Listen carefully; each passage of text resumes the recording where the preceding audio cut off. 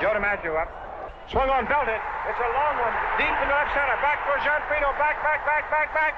He makes a one-handed catch against the bullpen. Oh, doctor. I consider myself the luckiest man on the face of the earth.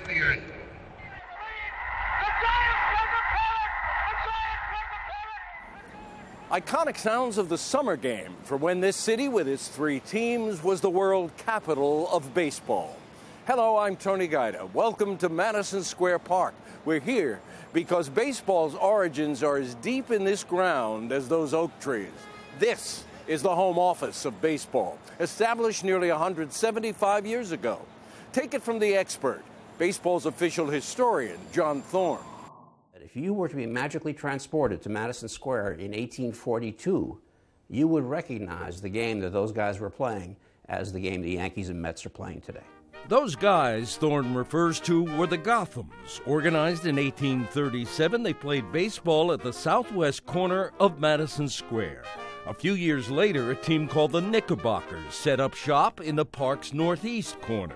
African Americans played at Madison Park as well. The editor of the Colored American in an 1840 editorial wrote, "We wish to call attention to the practice of the lads who have been seen in those sections of the city," meaning Madison Square, "on the Sabbath playing ball." Between 1840 and 1845, the ball clubs that were at Madison Square, all of which subsequently vacated to the Elysian fields of Hoboken, were inventing a grand institution. But what about Abner Doubleday? He owns the legend of inventing baseball in a cow pasture in Cooperstown in 1839. The myth is that Abner Doubleday invented baseball. In fact, baseball invented Abner Doubleday. It was A.G. Spaulding, baron of a 19th century sports empire, who led the campaign for Doubleday. Spaulding believed baseball needed a father figure, good for the game, good for his business. Doubleday seemed an acceptable figure. A, he was dead. B, he was a war hero. And he never knew during his lifetime that he'd invented baseball. The New York game captured the nation's fantasy in the second half of the 19th century, mostly because of a New York player. Baseball's first superstar was a New York player by the name of Jim Creighton. Correct. Baseball's first national hero. And an inventor, a true inventor of the relationship between pitcher and batter that survives today. Jim Creighton, born in Manhattan, raised in Brooklyn, played for the Brooklyn Excelsiors from 1860 to 1862. In just 2 years, Creighton stunned the baseball world. He was both the game's best batter and its greatest pitcher, the inventor of what we would call the curveball. He delivered an underhand pitch with a wrist snap that imparted spin to the ball. The ball is sailing and curving. So what Creighton did was technically against the rules. You were not allowed to snap your wrist. So he was baseball's first cheater, perhaps. And he received payments to play for the Excelsiors at a time when baseball was an amateur sport. So he was baseball's first national hero. Correct. Baseball's first cheater. Yes. Baseball's first professional athlete. Yeah, not a bad trifecta there. Yeah. Creighton's star flamed out tragically. While blasting a home run in 1862, he ruptured his bladder. He died 4 days later, 21 years old. Creighton is buried at Greenwood Cemetery in Brooklyn. The 12-foot obelisk that marks his grave originally was topped with a large marble baseball. It has long since gone missing. Greenwood Cemetery could be called baseball's real field of dreams. A couple hundred baseball pioneers are buried there, including 4 men, each of whom was called Father of Baseball. Charming, but not true. Baseball has no father. It simply grew, like Topsy. Instrumental in its growth was another New York player, Doc Adams of the Knickerbockers. Adams was the man who set the base paths at 90 feet. Adams was also the first man to play shortstop. He invented the position. You never have more than 3 men in the infield. And those 3 men stood on first, then on second, then on third, making for rather convenient alleys for ground balls into the outfield. Even a little-known New York club called the Magnolias, represented on this 1843 card, has a novel claim on baseball history. It was an image of a card of men playing baseball alongside a river. It was the Elysian Fields at Hoboken. The Magnolia ticket is unique. It is not only the first ticket, but because it was mass-produced, a reasonable argument could be made that it's the first baseball card. From the first card to those being minted this season, baseball cards represent the game's DNA. Embedded in this graphic display of baseball history is the story of every fan's passion for the game, a family album that reminds us, in the words of noted baseball author Larry Ritter, the best part of baseball today is its yesterdays. We mentioned blacks and whites played baseball in this park 175 years ago, but they never played together. It took a UCLA grad, a Brooklyn Dodger infielder, to change that. Tinabeth has more. For almost 80 years, America's favorite pastime had two histories. One white, the other black.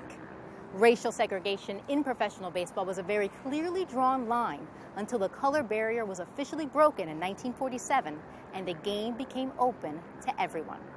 Blacks only played against blacks and the whites against whites, and you didn't know who was better. Baseball was a game that we could play, and we formed a league because we couldn't get in the major league. The color line in baseball was unofficially drawn in the late 19th century when both the American Association and the National League banned black players from the game through an unwritten policy known as the Gentleman's Agreement.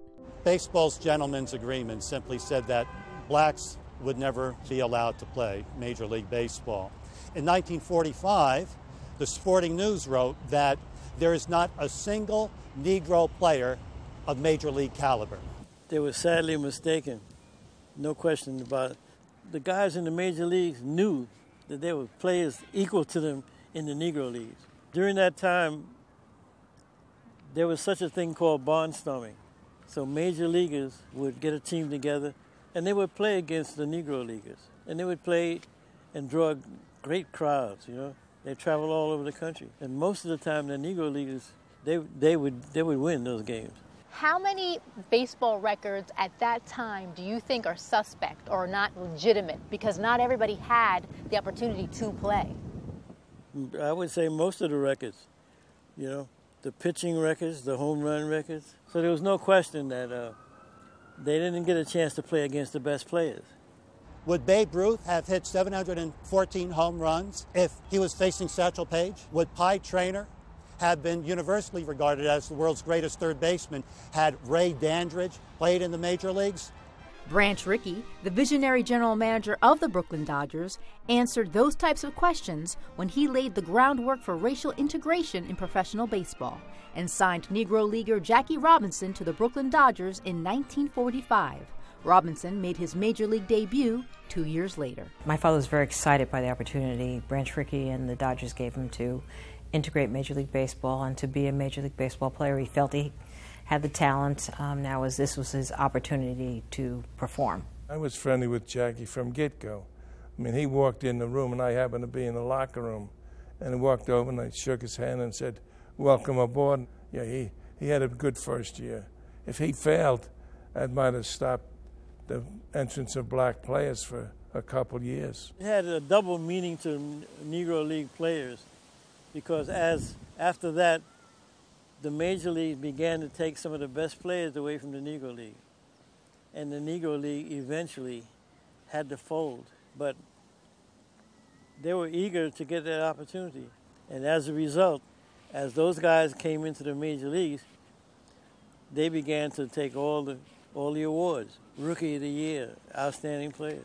It's just proof that they really belong there. Jackie Robinson helped the Brooklyn Dodgers win 6 pennants and 1 World Series, while simultaneously helping race relations across America. In 1947, Robinson joins the Dodgers. In 1949, President Truman integrates the military. In 1954, the Supreme Court declares, in effect, segregation by race illegal in the United States. 1964, the Civil Rights Act, and Martin Luther King says, "No Jackie, no Martin." My father was very much an activist, where initially it was, I'm going to have an opportunity to play in the majors. he realized that he was doing it not just for himself, but for all of us. And so, yes, it was pressure, but it was a good kind of pressure. I think it changed America, and I think it changed the world, that blacks could be equal to whites, because before they were looked at as second-class citizens. And so now they were equal to whites, and they could play anyway. Jackie Robinson's breakthrough swung the door wide open for Latinos in baseball, who currently dominate the sport. Until 1947, only light-skinned Latin players were accepted in the major leagues because they could pass as white. Now, darker-skinned Latino players like Minnie Minoso and years later, Roberto Clemente were breaking records. And Asian players like Masanori Murakami were finally on major league rosters. It was a color barrier. It was based on skin color. So whether you were black or you were Latino, it didn't matter. You were discriminated because of skin color. So when he broke the color barrier, he knew that he was breaking it for all people of color and not just for African Americans. And that was important to him, to open the doors up so that we would have fully integrated teams that we have today. According to the 2015 Major League Report Card, over 25% of players are born outside of the United States, and a diverse mixture of American and foreign-born players has steadily risen over the years. Over 29% of players on current rosters are Latino, over 1% are Asian, and over 8% are African American. Ironically, the African American numbers are the same as they were in 1958. Well, we're very aware of the numbers have decreased, and we're doing all kinds of activities and programs and baseball academies in key urban markets and where our clubs are to help change that picture. We know that we sort of have to bring the youth along, so it's a process, and we're committed to that process. That commitment started in 1947 and is one that athletes from all sports owe a debt of gratitude to, especially to those who came before them and paved the way. I know a lot of people forget. Older people understand.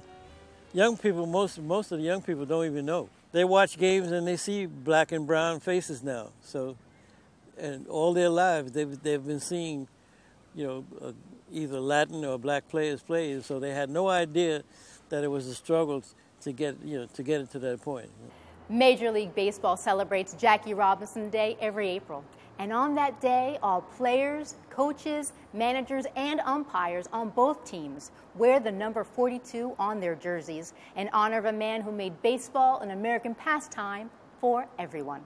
For CUNY TV, I'm Tinabeth Pena. The New York story of baseball lies not just within its rich history or its heart-stopping highlights, it resides within each one of us, in how we first came to love the game. Andrew Falzon has more. Baseball is as much a part of New York City as Broadway or the subway, but for three native New York City boys who landed themselves inside the game, the history of baseball is the history of their lives.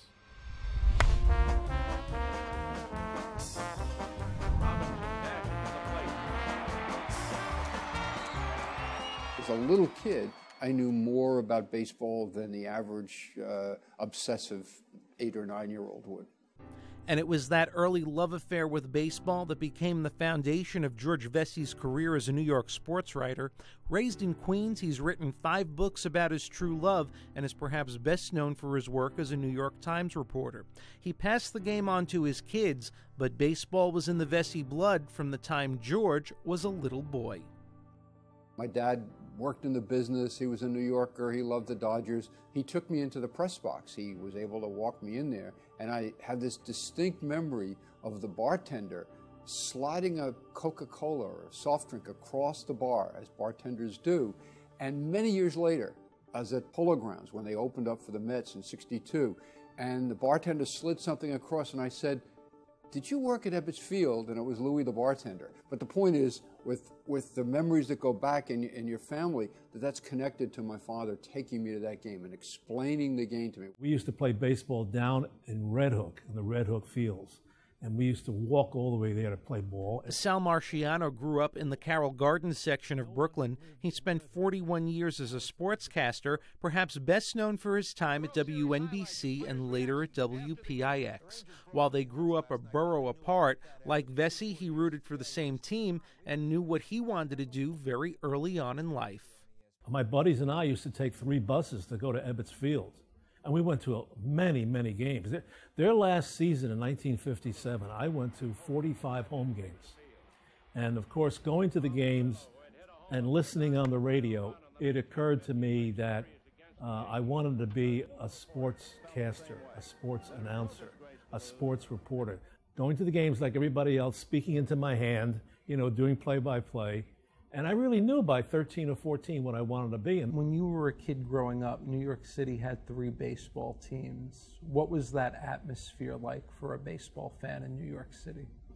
Baseball was always the topic of conversation because there seemed to be a game every day or every night. And the newspapers were filled with coverage of the 3 teams. And it was aggressive coverage. We would sit on the front stoop and argue about who was better, Mantle or Mays. As a fan, it was wonderful because you had the rivalries. You had your team, and you could even hate a team as a Dodger fan. You could even hate the team in your own league, the 8-team National League. For Dodger fans, the team to hate was the New York Giants, and no moment in the game ignited that rivalry more than a single pitch on a fall afternoon. It was 3:58 p.m. I remember that day exactly, October 3rd, 1951. It's still probably the greatest play, the most important play. I was sitting in our living room watching our black and white television, wearing my Dodger cap. You really did have up-close and unpleasant rivalries, and particularly between those 2 teams. And, of course, Bobby Thompson comes to the plate, and the Giants announcer says, Branca deals, Thompson swings, and that was it. It was over.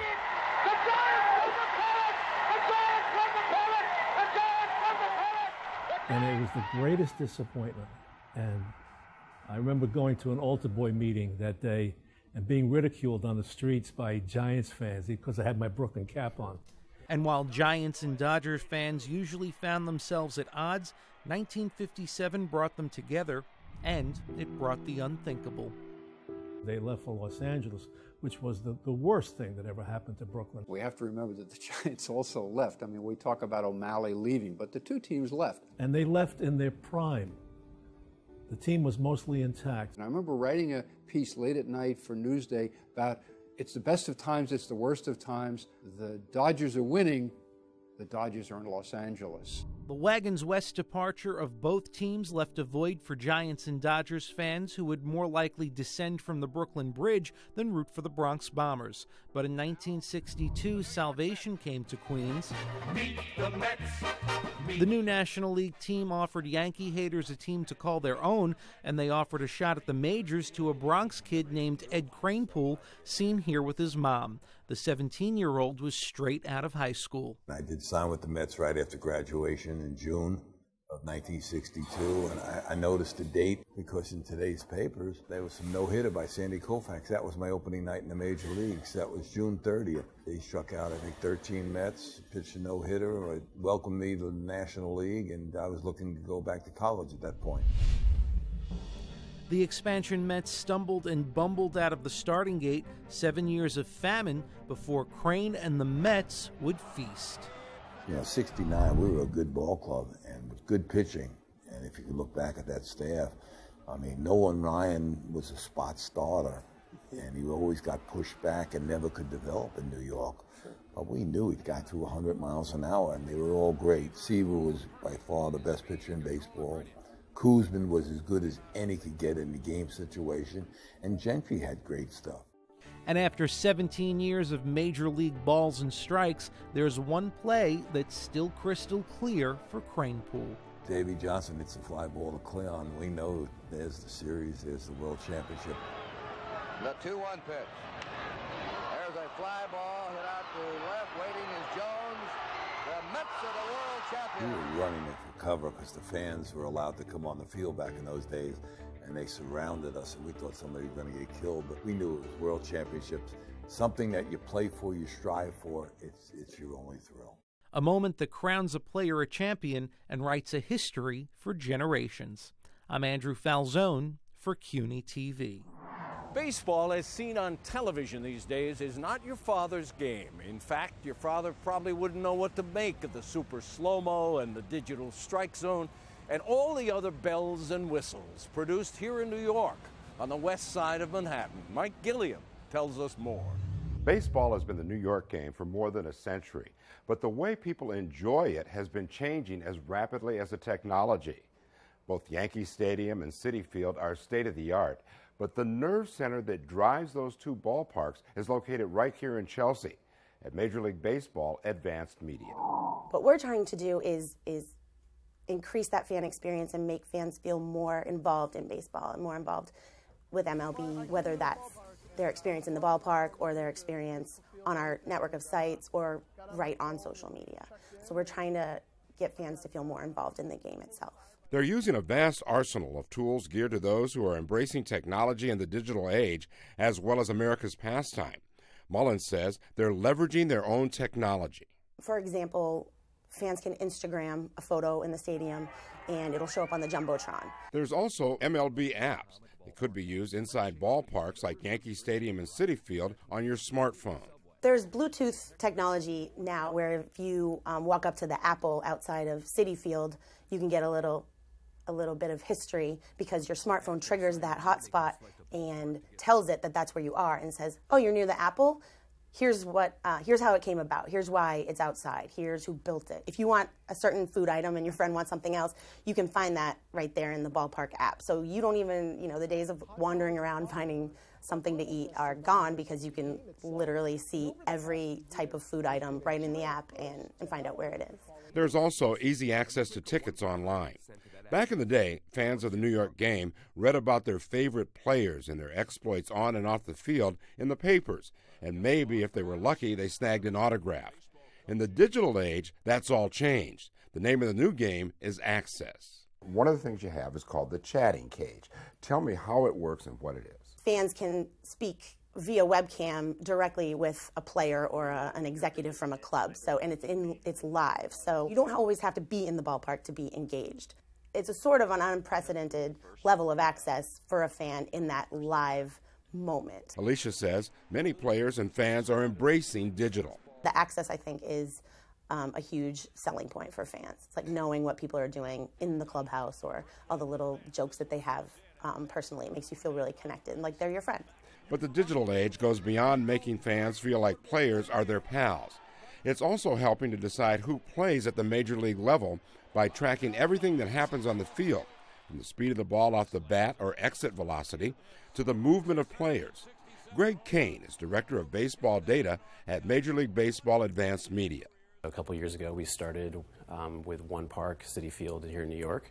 Then we expanded that out to a couple of other parks, and then this year for 2015, we are in all 30 parks this year for opening day. We've started working on installing a tracking system using radar technology to track the ball, using eyeball technology, cameras to track the players on the field, and those two hand off with each other to then continue to create a 3D model of what's happening on the field for all games. It's called StatCast. You may have seen it on broadcast this season. Here's an example of a Yankee shortstop Didi Gregorius play in real time. Down, whirls, throws, and gets him. Terrific play by Didi Gregorius. And the model. Ibar hits it through the middle. Gregorius flags it down, whirls, throws, and gets him. Terrific play. Right now, we're just very specifically focusing on what's observed. So how fast did somebody run? How long did it take them to get from point A to point B? How hard was the ball hit? The equipment they're using is very high-tech and precise. The information is given to all 30 teams so they can use it to better understand their players and opposing players. It's also being used on baseball broadcasts to enhance points made by analysts. And then from a band perspective, we're looking to incorporate this into just improve our mobile apps, improve our website to give more details of how the game works. Over time, what we'll be doing is start incorporating a lot of this data into the scoreboard itself. So If you see a guy run in center field, run 100 feet to catch a ball, and that was the longest distance that somebody had run during the season, at some point we'll be able to say, hey, that was the best catch of the season. All of this technology is so new that the people working here can't tell us exactly where things will go over the next few years. They do say they will use it all to enhance the fan experience. I'm Mike Gilliam for CUNY TV. Other sports may draw larger crowds or higher ratings than baseball, but none will ever steal the title national pastime. It belongs only to the game Americans have been playing for nearly 200 years. A game that evokes cornfields and country boys with hickory bats, a game that was born right here in the gritty city and resonates deeply in the hearts of this city's fans. Oh, I became a Yankees fan from birth, just like most people. It's what your family is into. I've been a New York Mets fan since I was 6 years old in the magical year of 1986. In 1954, when the Giants won the World Series and they swept the Indians in 4 games, and that was my first year, as I said, of watching baseball, I thought, this is great. I'm a representative of the Brooklyn Dodgers. I don't want it at all implied that I have anything to do with what's out west. Nothing. They call it home field advantage for a reason, and one of those reasons are the fans. So we just like to let the players know we got their back every night. And this is how it works in baseball. Once it is the center of your life, it's everything. I guess in my old age, I'm tolerant of the Mets and Met fans these days. And the Mets have the best record of any team in baseball on opening day. All these games in April, knock yourself out. It's really where you are in October. The Yankees is like going to the Philharmonic. It's like being, it's a formal night out. The Yankees for me have always been like my source of passion. It's a way to get your aggression out. I could send my granddaughter up to get a Frankfurter and nothing's going to happen to her here. Send her up at Yankee Stadium, we may never see her again. There are 365 days in a year.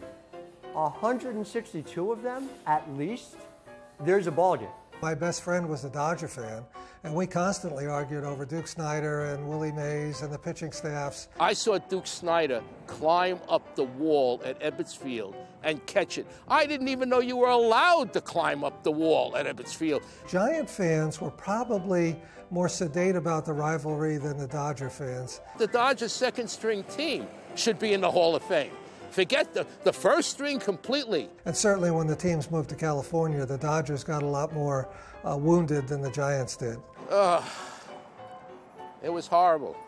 I mean, actually, I envisioned, well, maybe I don't know, maybe I did pray that Walter O'Malley would go to a bad place. He did. He went to Los Angeles, okay?